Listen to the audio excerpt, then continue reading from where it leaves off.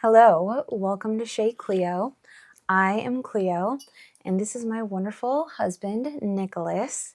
He is going to assist me today in showing you our favorite stationery supplies. We could be here a long time. We definitely we could be here a while. It's technically stationery, right? Yeah, it's not planners and notebooks, stationery. What would you call the pens themselves, though? No, stationery to me is more paper product. Yeah. Substrates. What would this be considered, actually? Writing instruments. Writing instruments. We're just going to have a really fun, in-depth, chatty conversation about some pens and our planners a little bit. And it should just be a fun time. We're just going to chat your ear off. So strap in. Feeling chatty. Yeah, if you like pens, you're in the right place. It's not a pen. It is a writing instrument. Very true. And there is a difference. Cheers. Cheers. We both have some green tea that we're sipping on today. Yeah, it's very autumnal. The weather, the tea. I can drink all year round. I have fewer supplies than Nick does. So we're working on that, though. Yes, I'm excited to be adding to my repertoire, I suppose. Yeah. But Nick has notes and everything. He is so prepared for this. So let's first show off our planners and our daily drivers. Okay. Would you like to go first? Ladies first? No, you first. You are the guest. Oh, that's right. Okay. This is my book. This is a piece of my brain, really. I'm not very functional without it. It is a A6 Hobonichi Teicho, but it has kind of grown in size. I actually have two other smaller notebooks tucked into it. I used to be a Moleskine guy, you know, the little weekly one. But yeah, I started using this because I take a lot more notes per day now than I used to. I liked the Moleskine when I had school because each day it was like class, and then you had that one big side homework and things. But this, because I just have a job now, I'm able to really easily spread out what I need to get done during a day. I have room to put down thoughts or like stuff that's not work related that needs doing. I really like the paper, you know, Moleskine paper is like, it's fine, you know, but this I feel like is able to handle a wider variety of like fountain pen inks and that sort of thing. I don't really use anything super fussy, but it's very versatile.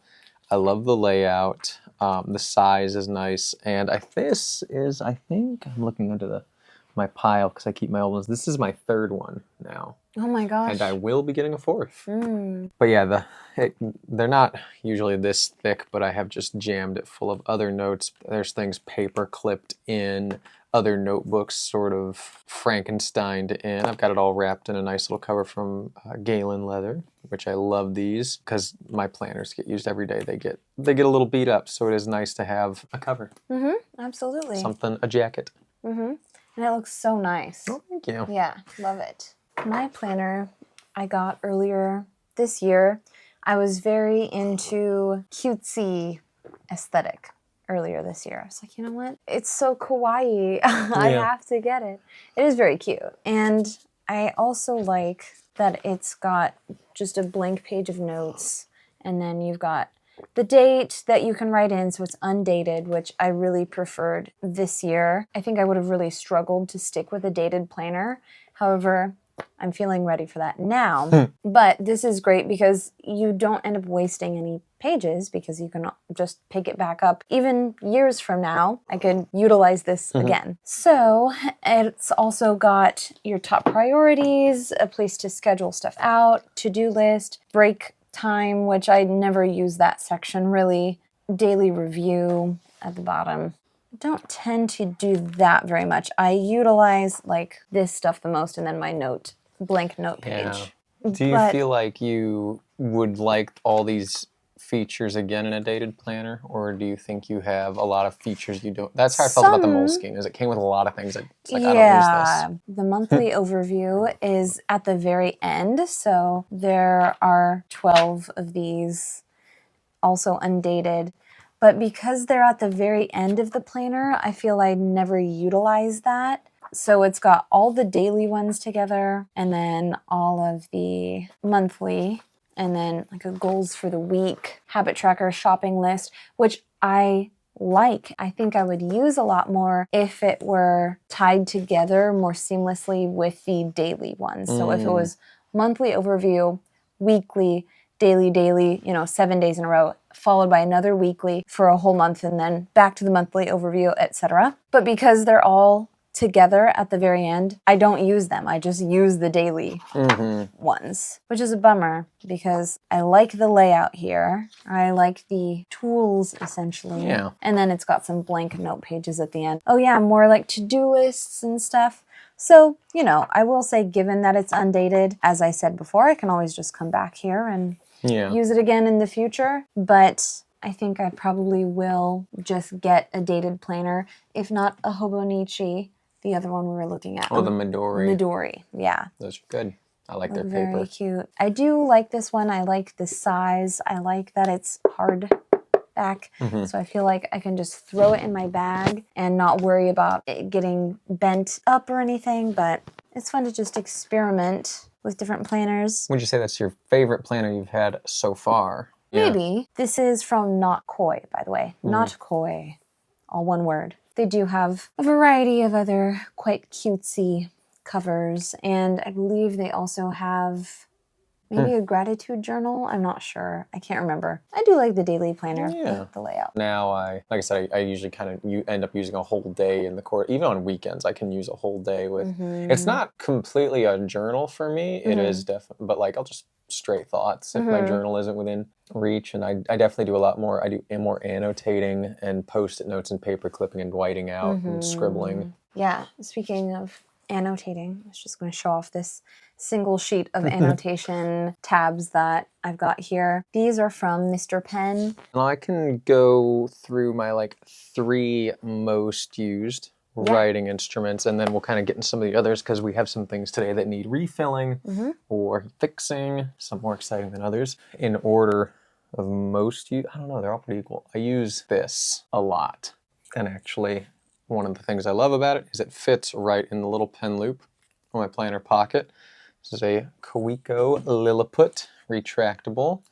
It's the first and last line of defense, really. It's great, fits in pockets, fits in everything. It's brass. I actually have changed out the internals. It has been with me for a while and it's been dropped quite a lot, and I was able to write to Coeco and it was like the spring, the mechanism the spring sat on broke just from being dropped, and I didn't want to buy a whole new thing. And so actually the outside is all original, but the insides have been changed a fair bit, and the pen unit itself, this is the one it comes with, but we'll be changing that out. More about that later. Oh, yeah.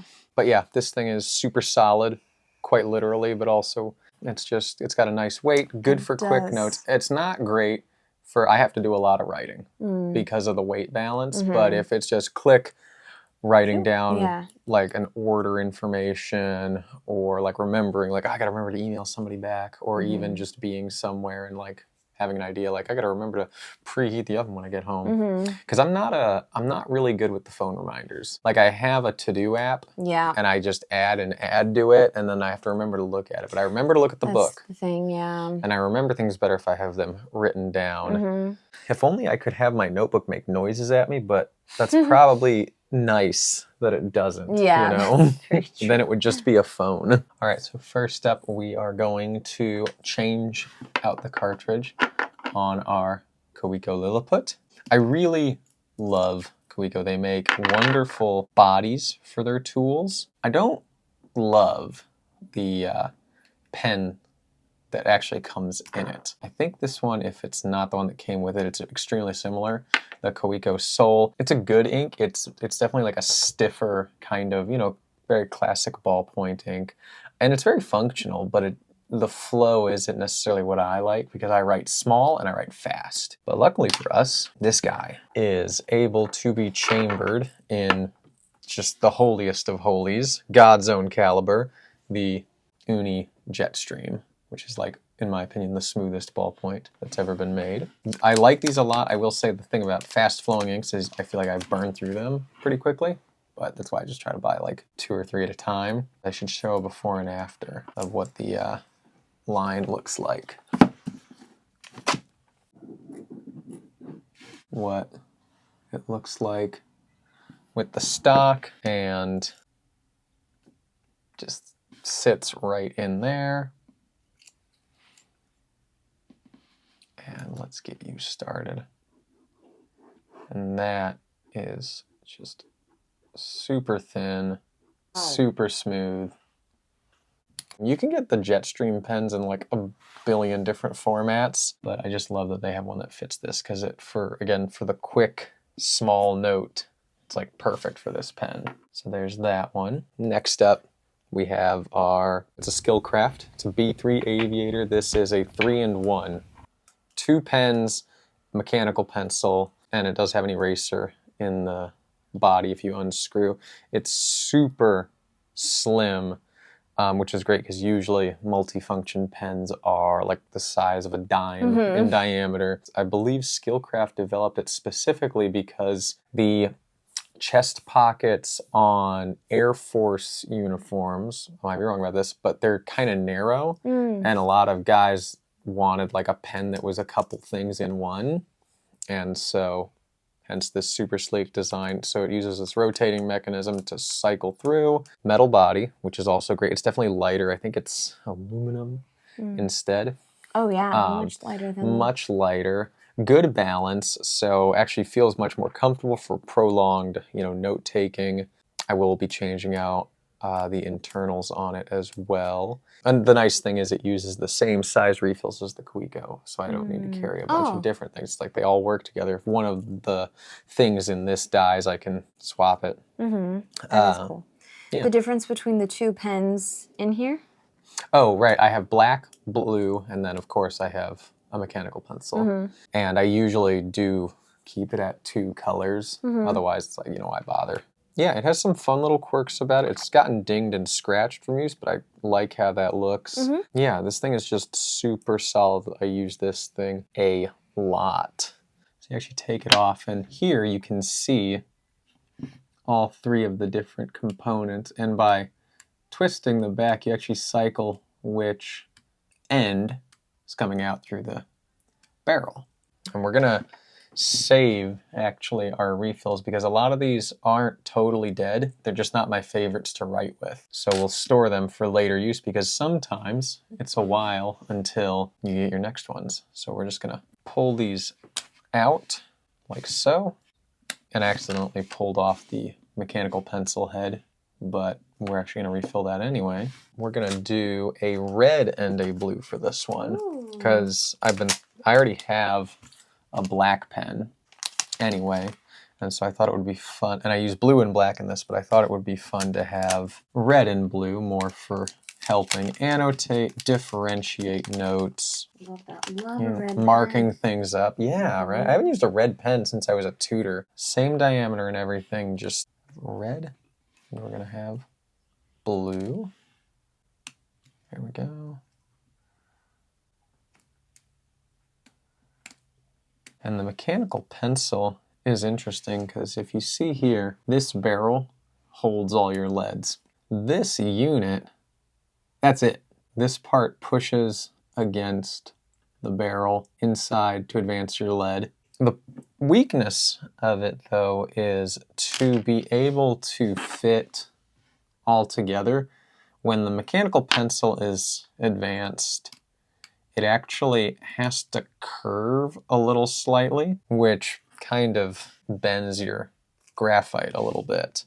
I don't try to put anything too brittle in there. This is 2B lead, which is soft and not too brittle. I also don't put a lot of lead in here at a time because you have such a small space, you don't want to compact it, and naturally, because everything's being bowed by like a degree anyway, you're naturally going to break little pieces that build up in the bottom, and you just frequently have to open it up and shake it out. But that's that. We're gonna start up the red, and they're ready right out the gate. They're just so thin, and I love them. As I mentioned, we're going to save our spare refills because you never know when you're going to need them. What I learned was to basically put a cap on your pen cartridges. You can just use hot glue. It's like how when you get a new pen, it has that little rubber ball on the end. And what the hot glue does is it just makes a little bead, and you can just put a kind of a dollop on there, and it dries very quick. It's not hot enough to do anything except create like a little blobby seal. And when you're done, you can just pop it right off. And the trick, of course, for me anyway, is not to burn myself or glue anything to myself, which we almost did there.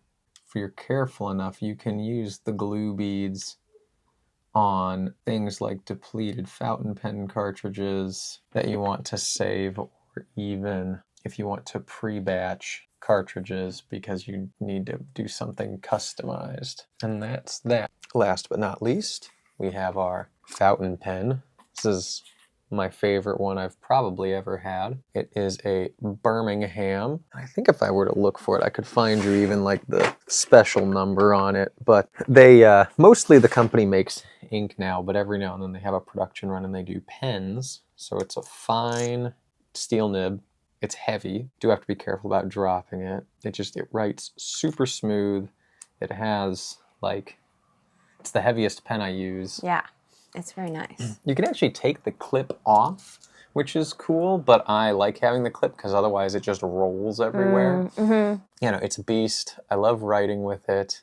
Mm-hmm. It definitely reminds you that it's in your pocket, you know, but it's a great note taker. And I really like the ink that Birmingham uses because it's an ink that performs pretty well on paper that did not have fountain pens in mind, like Post-it notes and that kind of thing. Other pens just bleeds right through it, feathers, whereas this one's like fairly stable. We have some of their ink in jars, right? Mm-hmm. Where? Can we show them? Oh yeah, I was going to actually top it off today. Oh yeah, perfect. They have cool little jars.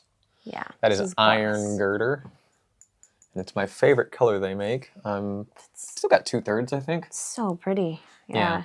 I think I bought that color when I bought the pen. Because I had... Oh yeah, it's a good amount that's left. Oops, sorry. Oh no, it's watertight. I used to have a fountain pen of yours that we'll see.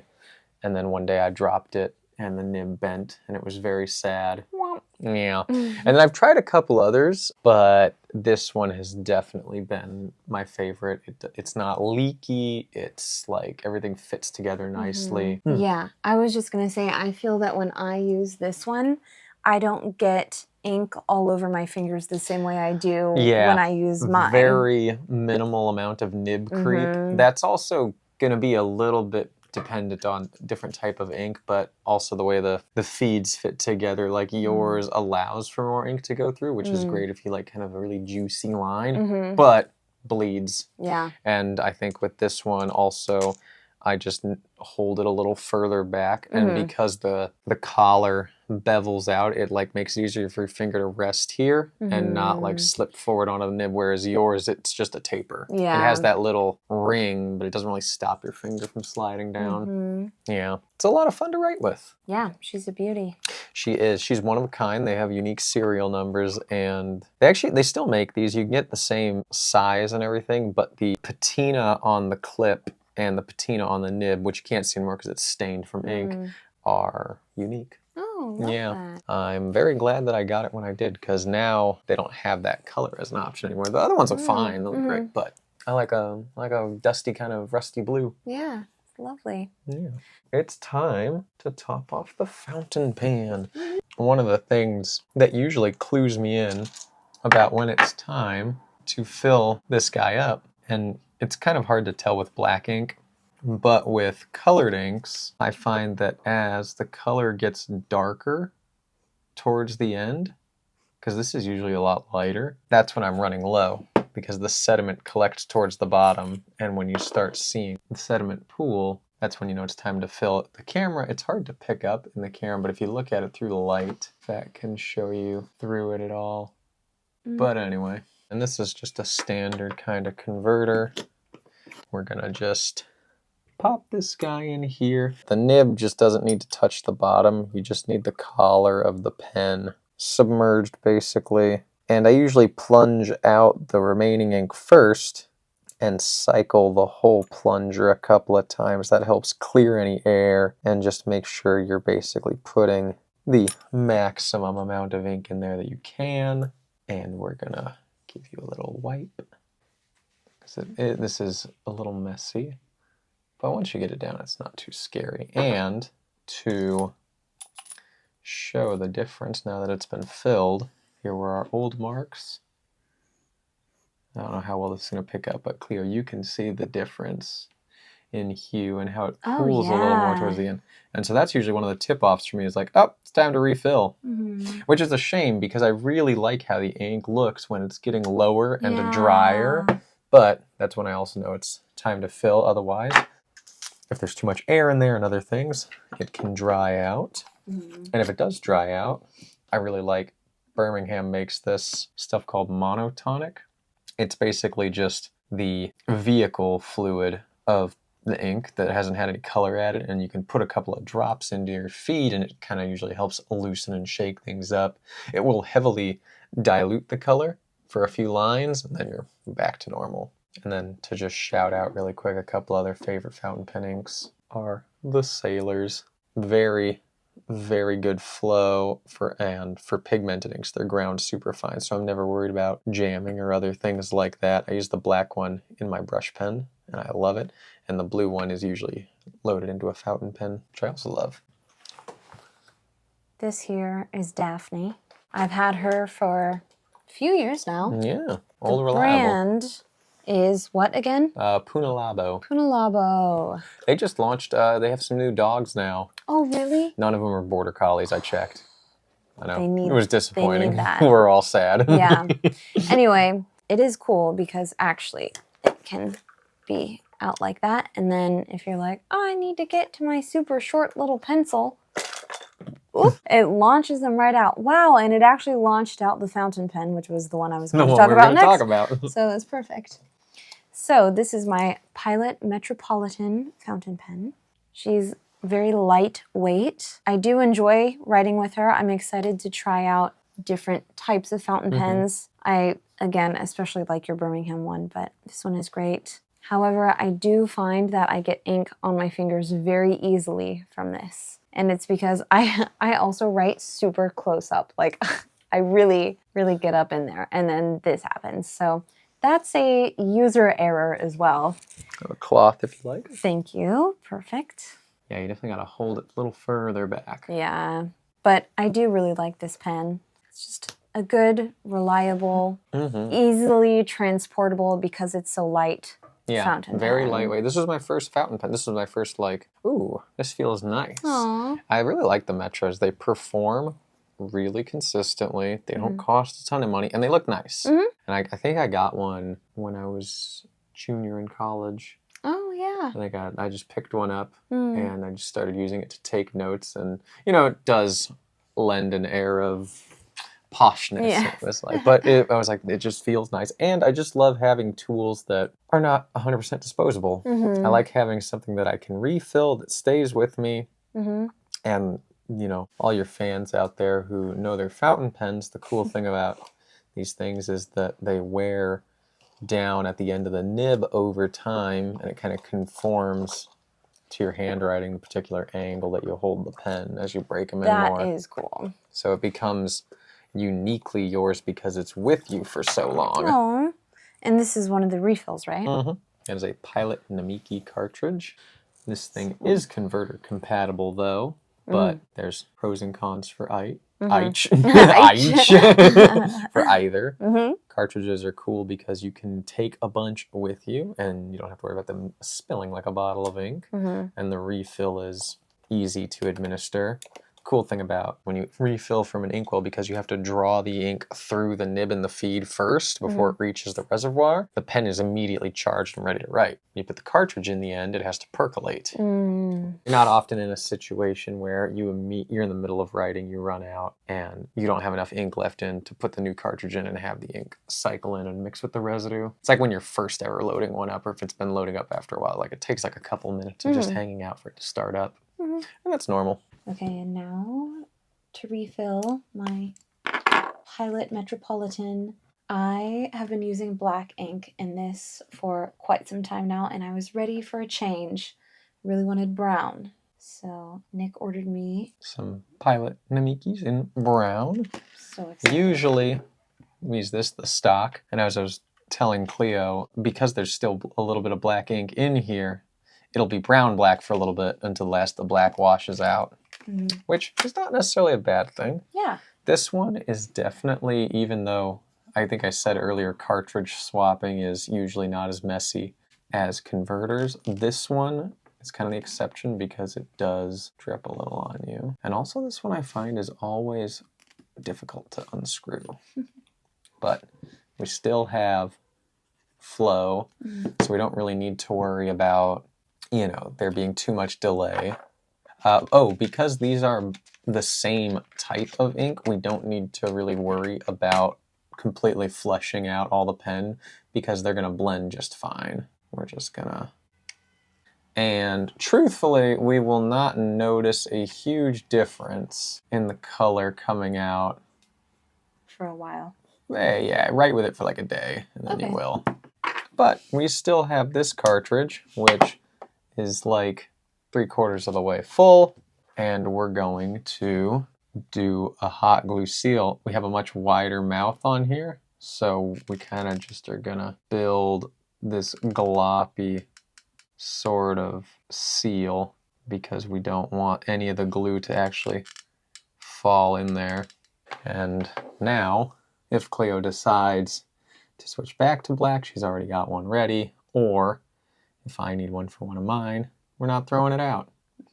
And then, this isn't the case for pilots because their fountain pen cartridges are very easy to find, but I always tell people, because I deal with a lot of customers who bring in like a fountain pen that's either been handed down and they found it at the thrift store and it's like something that isn't made anymore and it's hard to find refills for. You always want to save at least one empty cartridge that you've spent, because one day you might not be able to buy a refill for it. But if you have the part that fits in, you can always refill this with ink and then put it back in.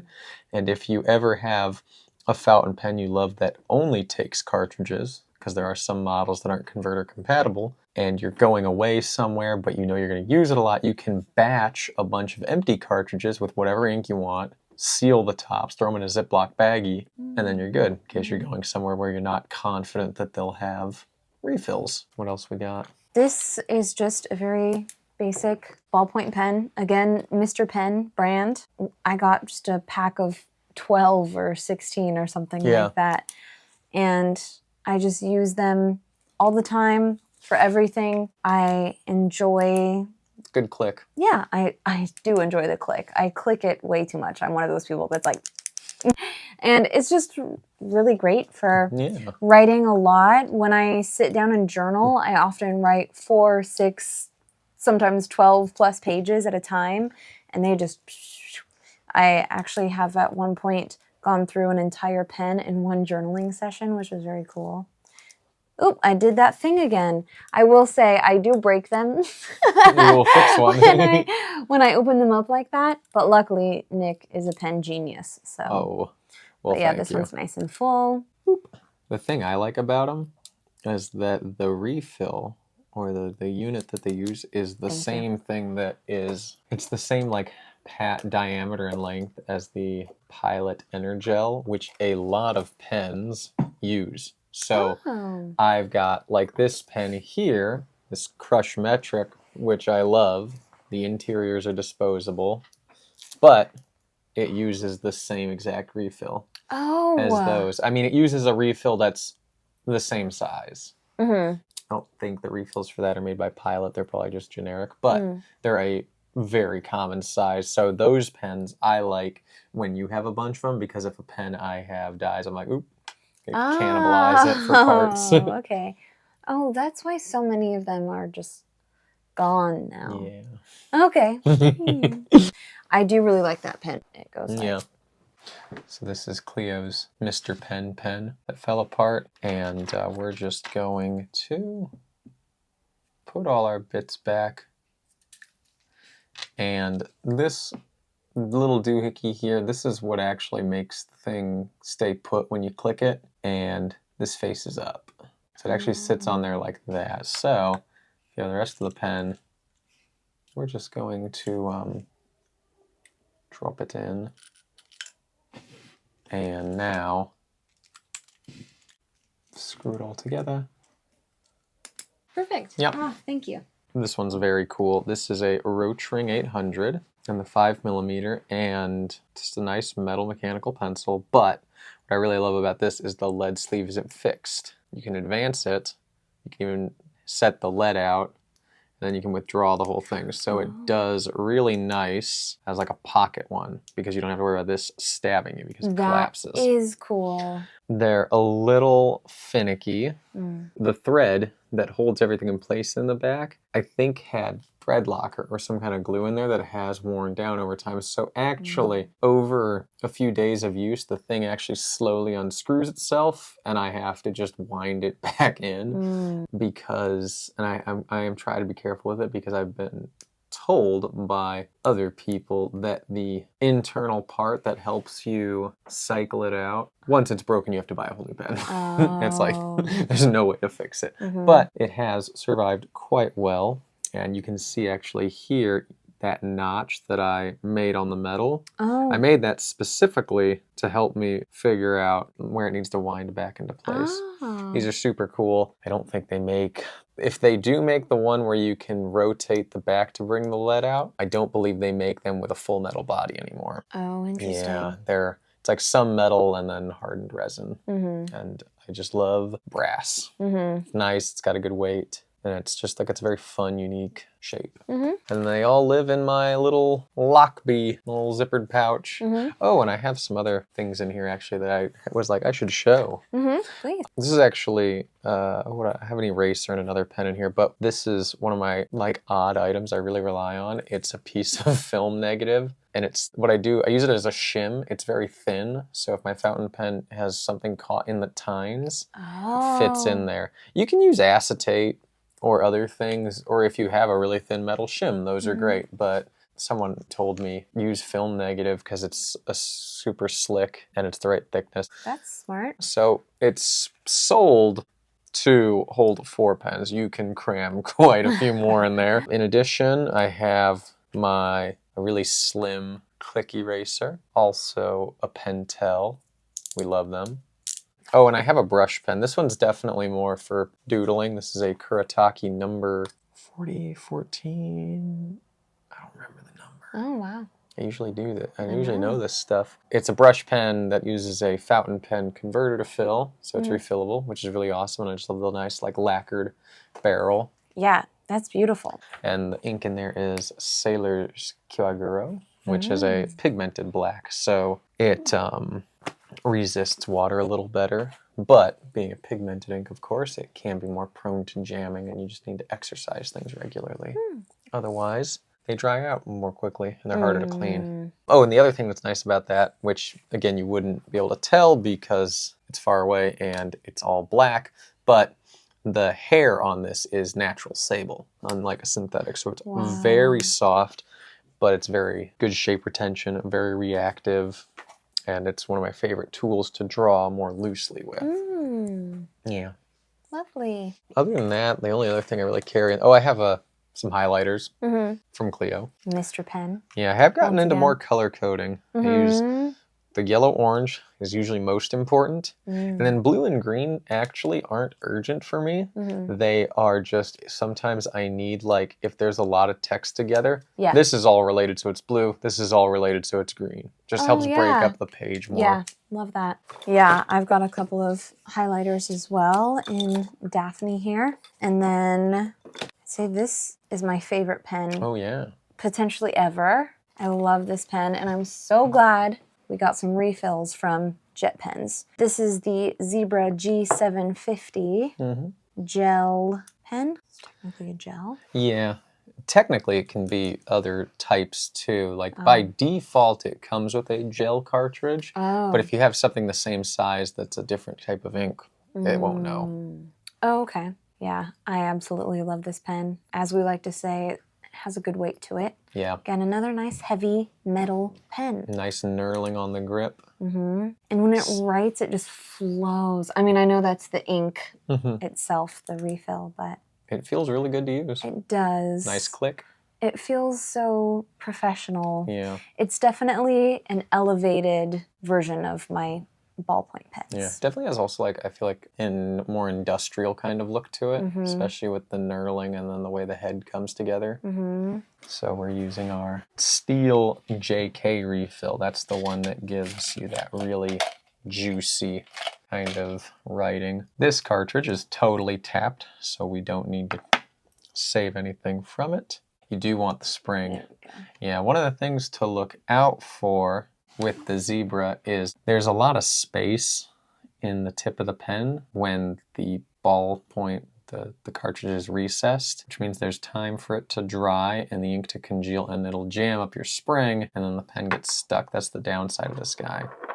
So we're gonna take this, take off our little cap. Part of me was trying to remember if I put a different spring on the pen to accommodate for the length. And Clio, would you like to take it for its inaugural scribble?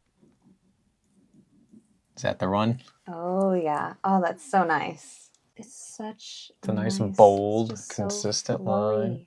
So keep this other one in Daphne. Keep your spare on you. And we do have 2 more just in case. Yay.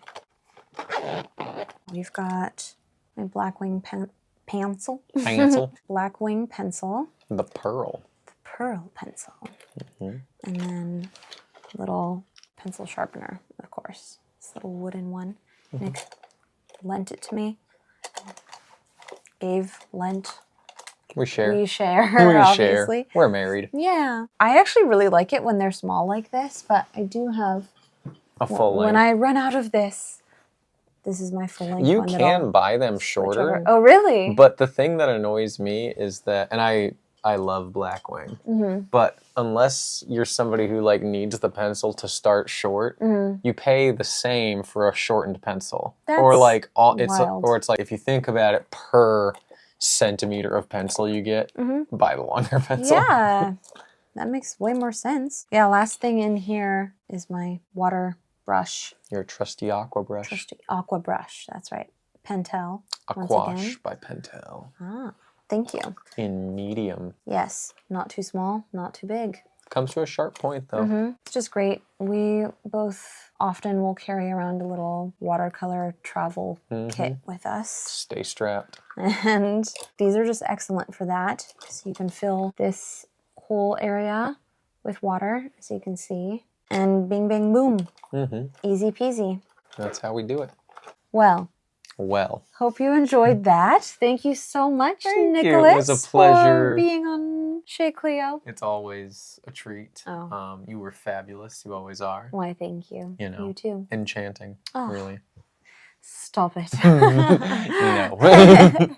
Yeah, this was a lot of fun. Yeah. You know me. Yeah, that kid is really belting it out.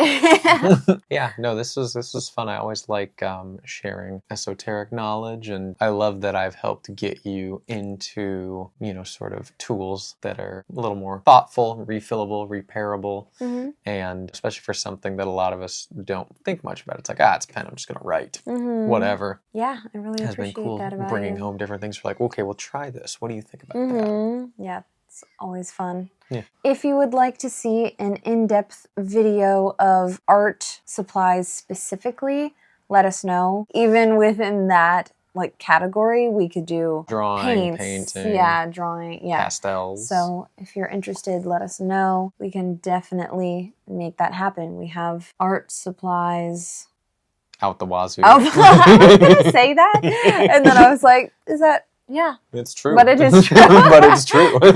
Anyway, thank you so much for hanging out with us and letting us gab about our writing instruments. Yeah.